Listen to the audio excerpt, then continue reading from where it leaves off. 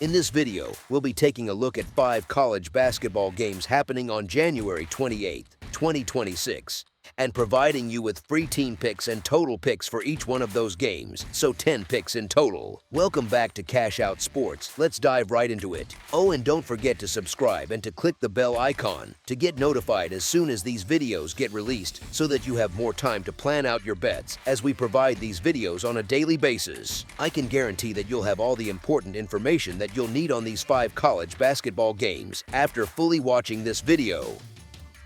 One more thing before we start, if you would like to gain access to our best exclusive sports picks to take your journey to the next level, then check out our Patreon in the link down below, where we offer our best single picks, parlay picks, and much more. Now let's get started.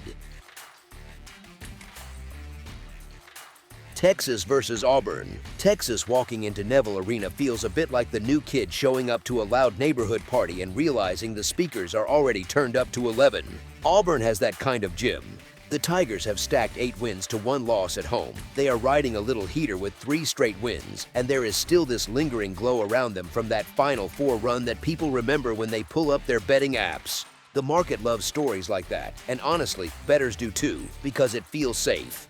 Here is the thing, once you look past the surface and actually think about how these two teams play, the matchup gets a lot more interesting than a simple home favorite roles script. Texas has quietly built one of the 10 most efficient offenses in the country, sitting right alongside Auburn in that same elite tier by the analytics crowd. They are putting up 86 points a night, hitting shots at a high clip, and they rebound in a way that does not look flashy but shows up on the box score and in how often they extend possessions. They just smacked Georgia by 20, and they managed to push Kentucky and Alabama deep into the final stretches of those road games, which says a lot about how comfortable they are in hostile gyms. That is not the profile of a cute underdog. That is the profile of a team that does not scare easily.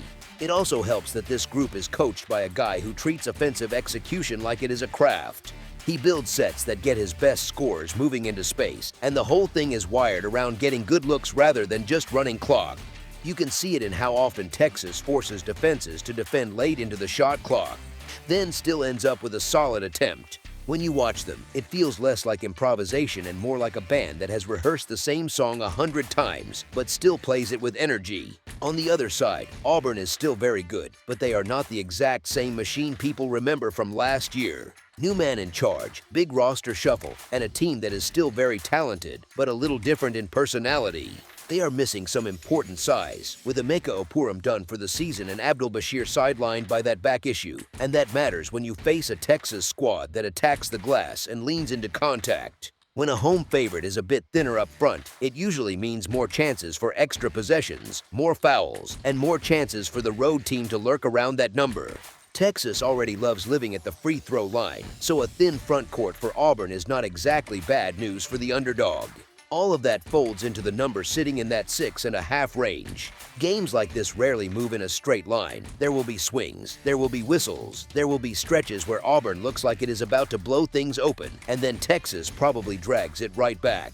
From a spread perspective, this is exactly the kind of road underdog that has enough offense, enough toughness, and enough ways to score when things bog down that they can hang inside that margin even if the roar of the building lifts Auburn late. As our first pick for this matchup, the Texas Longhorns to cover the spread as underdogs is our full game side pick.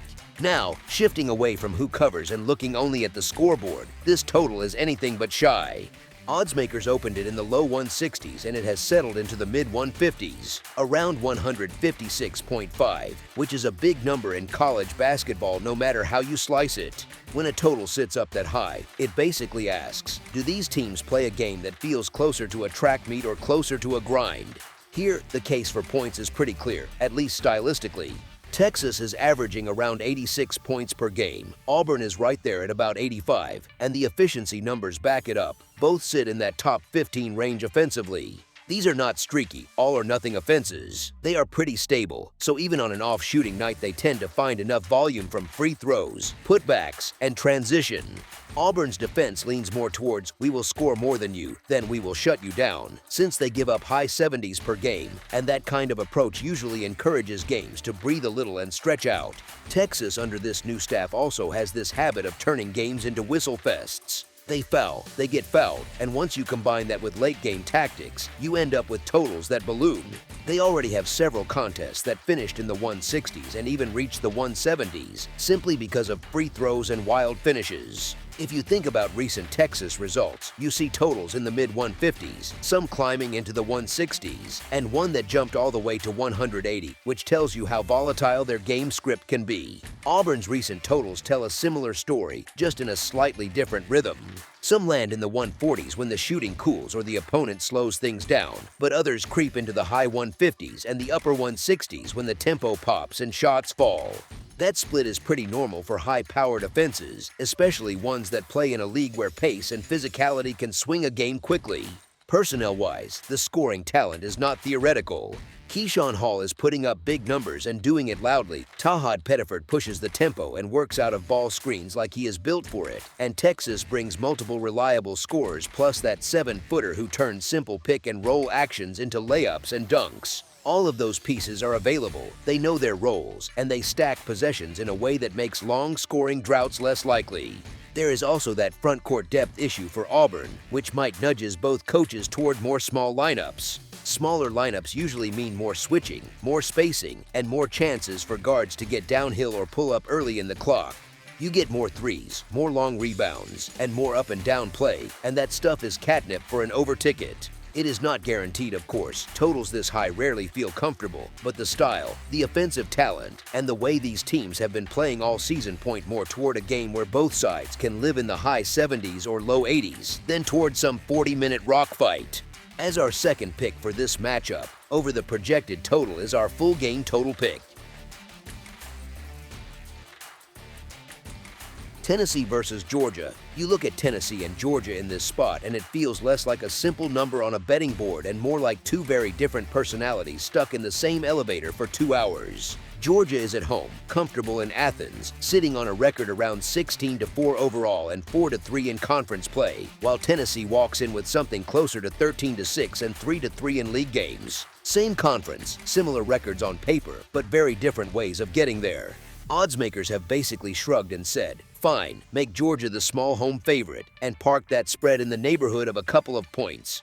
Not a giant statement line, not a blowout prediction, just a quiet nod that the home crowd, the travel, and the way these two teams play should tilt things a little toward the Bulldogs. It is one of those numbers where the book is saying, you decide if home court really matters. From a health standpoint, Georgia is rolling out its familiar crew, and that stability actually matters more than people admit. You are talking about that same aggressive guard play, the same physical interior presence, the same guys who know where to be in this offense without having to think about it every trip. Continuity is boring until you are the team trying to guard it. Tennessee, on the other hand, has a slightly messier rotation picture.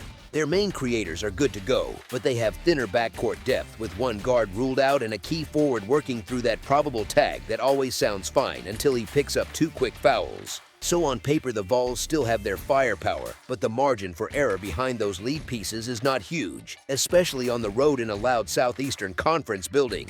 Here is the thing that really shapes this matchup. Georgia is playing like the team that hit the turbo button and never bothered to look for the brakes, sitting near the very top of the country and scoring, pushing tempo, and turning every defensive rebound into a chance to run. They live in that fast lane. They want as many possessions as they can squeeze into 40 minutes, and the whole system is built for chaos that still somehow looks organized. Tennessee is more measured.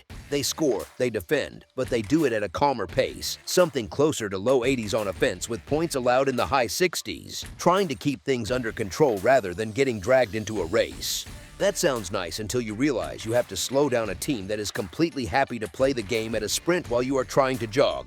So the real question is not just who is better, it is who gets to impose their rhythm. If Tennessee tries to match Georgia's pace, they are playing someone else's game in someone else's gym. If they try to slow it, then they have to guard a high-powered offense for a full shot clock, over and over, and that wears on legs and focus. Add in that Tennessee has a tendency to foul a bit more, while Georgia is good at drawing contact and getting to the stripe, and you start to see all these tiny edges leaning toward the Bulldogs covering a short number. You throw in a Stegeman crowd that has already watched Georgia win wild, high-scoring Southeastern Conference battles, plus Tennessee's recent road swings that range from impressive to very shaky. And it feels like you are asking the visiting team to thread a pretty small needle. Georgia has more paths to pulling away late, whether it is pace, foul trouble, or just the pressure of chasing them from behind. As our first pick for this matchup, the Georgia Bulldogs to cover the spread as favorites is our full game side pick. Now, if we shift from who covers to how many points actually hit the board, the picture gets just as interesting. Honestly, this one has scoreboard operator workout written all over it. Start with the simple scoring profiles. Georgia is hanging roughly 93 to 95 points per game, which is wild at this level, and Tennessee is sitting around 82. Stack those together and, in a vacuum, you are talking about a combined scoring profile up in the mid-170s if both teams just play to their norms. The projected total, though, lives in the high 150s, somewhere around the upper 150 range in most spots, which is the market basically saying, yes, these teams score, but Southeastern Conference games can tighten. Let me explain why that gap between what they usually score and where the total is set still feels interesting. Georgia's tempo is one of the fastest in the country, hovering around 79 or 80 possessions per game, and they do not treat those extra trips as throwaways. They are efficient, they space the floor, they attack the rim, and they use that pace to stress defenses that are not fully set. Tennessee runs slower, sitting more in the low 70s in terms of possessions, but they are no slouch offensively. Their efficiency is strong, comfortably above that 1 point per possession mark, which basically means when they get into their stuff, the ball usually finds a good shot. So you have one team that speeds things up and another that scores well when it actually gets the ball and can execute. We have already seen what happens when Georgia drags someone into their style. They have played full-on shootouts, including that insane 104-100 overtime win against Auburn that looked more like an NBA box score than a college game. That was not a fluke, it was an example of what happens when their tempo and shot-making both click for 40 minutes. Tennessee comes in with a reputation for defense, but this version of the Vols can fill it up too. They have already dropped 79 on a ranked Alabama team and have not been shy about putting triple digits on the board in softer non-conference spots. With their main creators healthy and that front court presence likely available, they have the tools to punish a defense like Georgia's that gives up somewhere in the mid-70s per game. Georgia's defense is not bad, but it is clearly the weaker side of their identity, and fast teams with average defense tend to play in games that drift higher on the scoreboard. Shot profile matters here too. Georgia loves the three, they are totally comfortable letting it fly from deep, and Tennessee brings a more balanced diet but can still connect from the perimeter. Both sides get to the free throw line at healthy rates, which is quiet but important scoring fuel, especially once whistles tighten and players get more physical.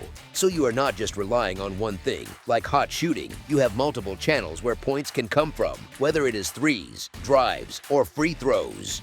And if this game stays as tight as the spread suggests, that is where late-game situations can really push a total. You get the classic sequence, intentional fouls, extended possessions, quick scores, timeouts, and suddenly what looked like a normal score with 3 minutes left starts racing upward while everyone is managing the clock. In a matchup with this much pace potential and this much offensive talent on both sides, that in-game chaos is not some wild fantasy, it is a very real possibility. Put all of that together, and you are looking at a script where both teams have every reason and every tool to keep the scoring flowing, from the opening tip right through the foul game. As our second pick for this matchup, over the projected total is our full game total pick.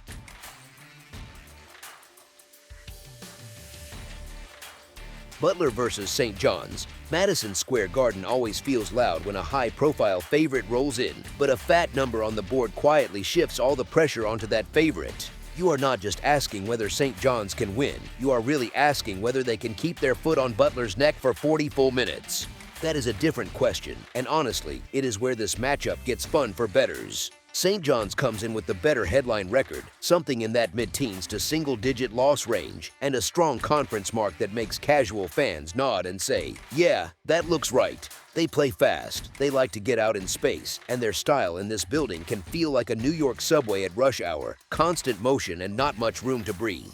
They already handled Butler once earlier in the season by a solid margin, which explains why the market has stretched this spread into that uncomfortable double-digit territory where you start to wince a little before you click anything.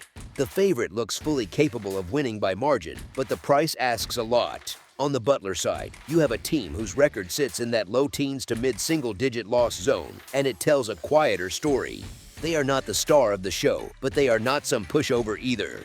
Their scoring profile is sturdy, their scoring margin is positive, and they bring the type of mentality that works well when you are catching a bunch of points on the road.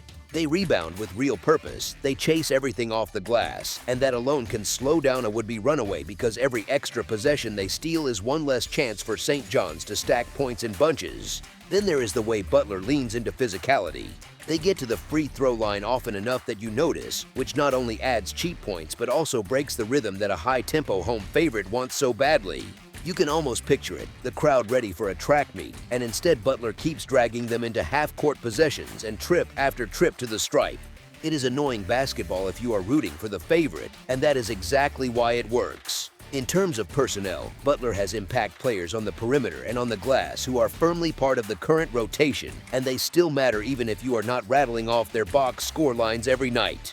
They lost Jalen Jackson for the season, which hurts their depth, but it also tightens the rotation, and sometimes that gives a team a bit more clarity about who they are. Across the floor, St. John's is loaded at the top of the roster but thinner up front because of big men who are either out for the year or hovering in that questionable zone.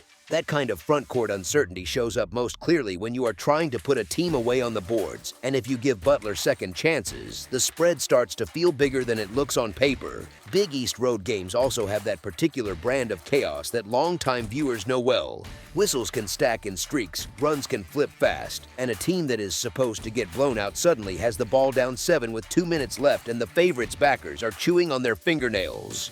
Butler has already shown they can be competitive away from home, and the emotional angle of wanting payback for that earlier loss adds just a little more edge. Here is the thing, the market is not wrong that St. John's is the stronger team overall, but there is a big difference between stronger and comfortably winning by a huge margin.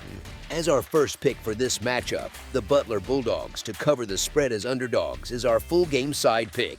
Books are telling you to expect a track meet, something loud, fast, and free-flowing, where possessions fly and the scoreboard operator gets a workout. It sounds exciting, and honestly, it fits the image people have of both programs. If you look at their season scoring profiles, both teams live in high-scoring territory, with Butler putting plenty of points on the board and St. John's right there as well.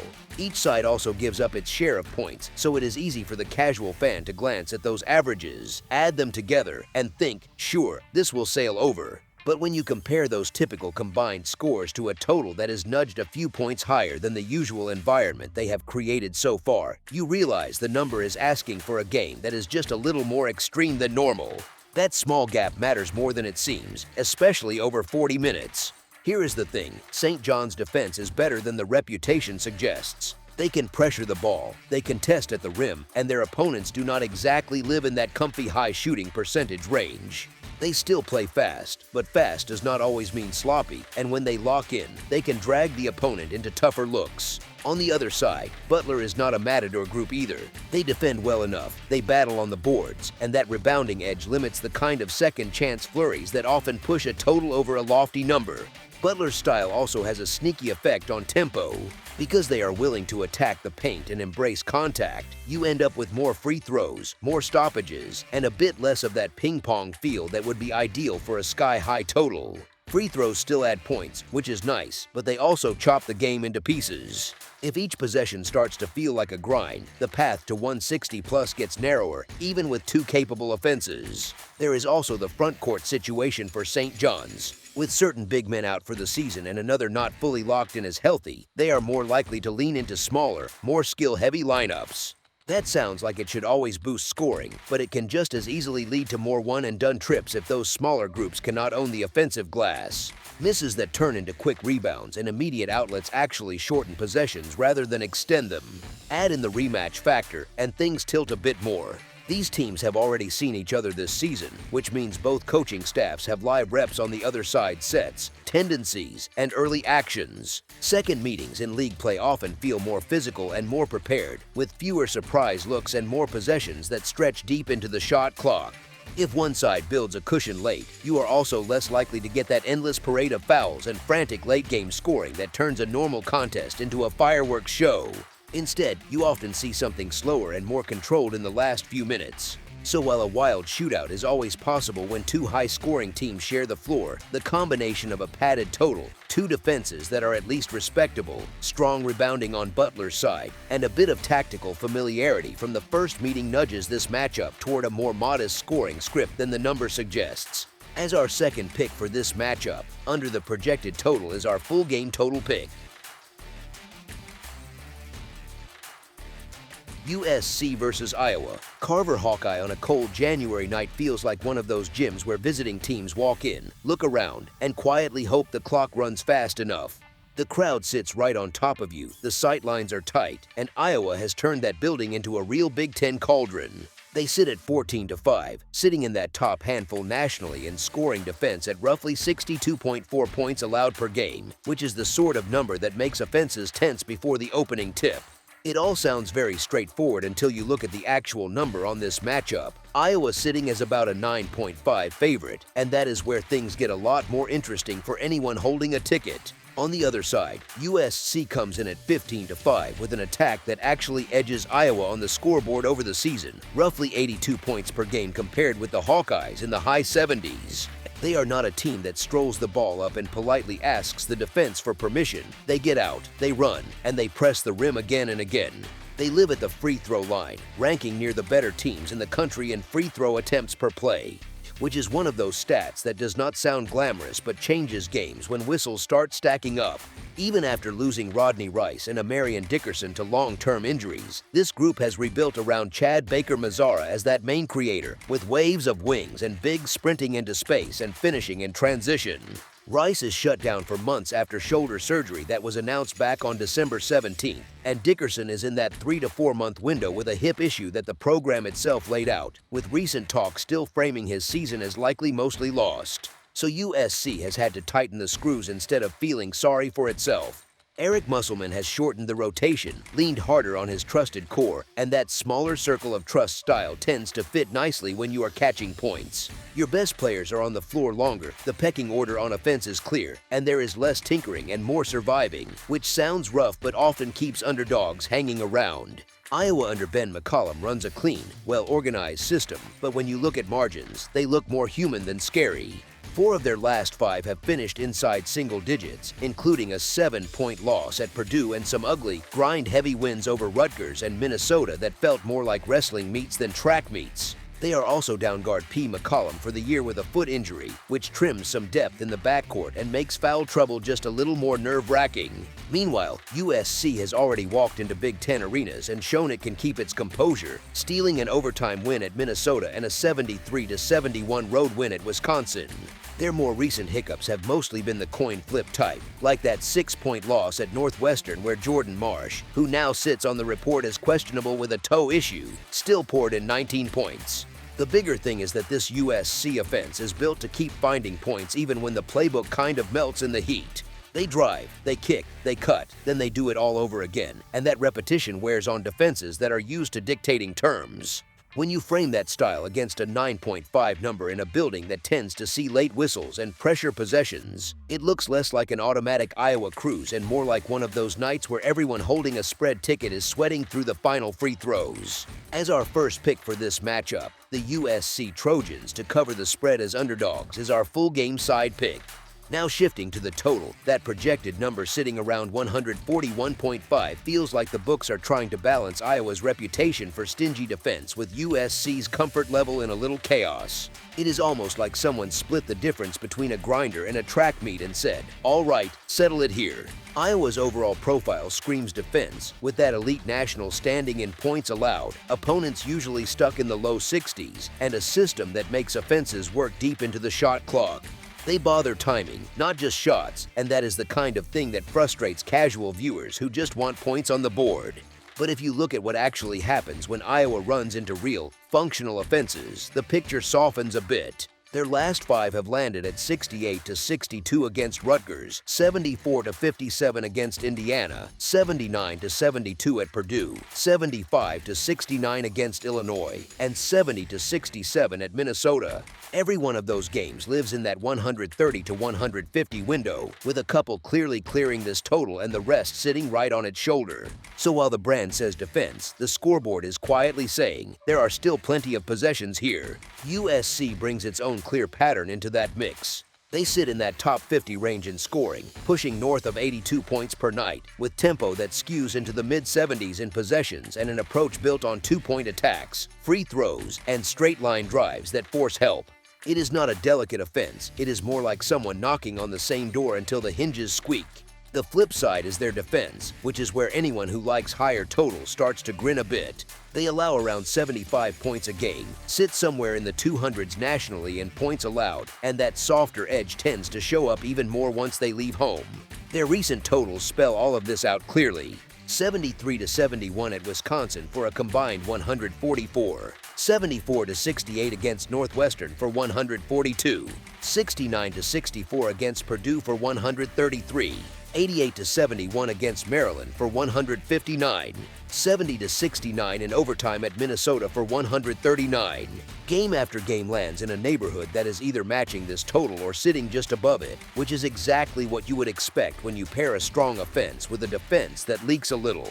So you end up with one team that is very happy to push the pace when it can, and another that prefers to be more slow and surgical but still finds its way into the 70s on the scoreboard a lot of nights. That blend is how you get what feels like an accidental shootout, the type of game where everyone thinks it was played under control, then looks up and sees the math creeping into the mid-140s. If this one stays at all tight in the final minutes, you layer in the usual endgame script: purposeful fouling, extra trips, long possessions stretched by timeouts, and a couple of those late free throws that make coaches groan and bettors very aware of every tick on the total. As our second pick for this matchup, over the projected total is our full game total pick. Davidson versus George Mason. Eagle Bank Arena on a midweek night is a pretty classic A10 scene, and this one fits that mold nicely. You have George Mason coming in at 18-2 overall and 6-1 in league play, looking every bit like the new bully on the block, and Davidson walking in at 12-7 and 4-3, treated like the scrappy visitor who is supposed to lose politely by a couple of buckets. On paper, that record gap looks huge. On the floor, it gets a lot smaller once you look at how these two actually play. Both of these teams live in that slower part of the tempo spectrum, not in a grind-it-to-a-halt rock fight way, but in a we-actually-run-our-stuff kind of way. Possession counts for both sides sit in the low to mid-60s per game, which is comfortably below the national norm and puts a little extra weight on every trip. When a favorite plays at that kind of pace, it is like trying to run up the score in a chess match instead of a track meet. You just do not get as many swings at a knockout. If you have ever sweated a ticket on a slower game, you know how one bad 3-minute stretch can flip a spread from safe to scary. George Mason has stacked wins, no question, but look at how their recent results actually land. Their last few outings have lived in that sweaty single-digit neighborhood, games decided by a couple of possessions instead of 30-point blowouts you turn off at halftime. They are very good, but they win like a team that grinds, not like a team that turns every night into a dunk contest. That kind of profile is great for the Patriots in the standings, and it is quietly very friendly to an underdog catching a decent number. Davidson, on the other side, has that classic Wildcats personality where they are fine being the annoying guest. They are comfortable on the road, they are fine running long half-court possessions, and they are more than happy to let a crowd get tense if the game never quite breaks open. Their shooting profile fits that spoiler role too. Solid overall percentages, threes that fall often enough to matter, and an approach that does not panic if a possession gets deep into the shot clock. It is not spectacular in a highlight reel way. It is more like that coworker who is never flashy but never misses a deadline, which in betting terms is exactly the kind of personality you like when you are grabbing points. You also have the usual late January wrinkle. Injuries are lingering in the background.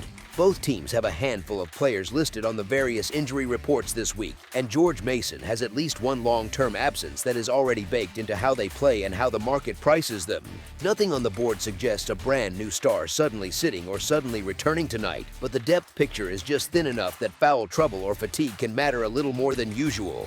If you take that thinner margin for error, combine it with a slower pace, and then remember that the current number has George Mason laying around 7.5 points, you get a setup where the favorite can absolutely win the game while still leaving the back door wide open for a competitive road team. As our first pick for this matchup, the Davidson Wildcats to cover the spread as underdogs is our full game side pick.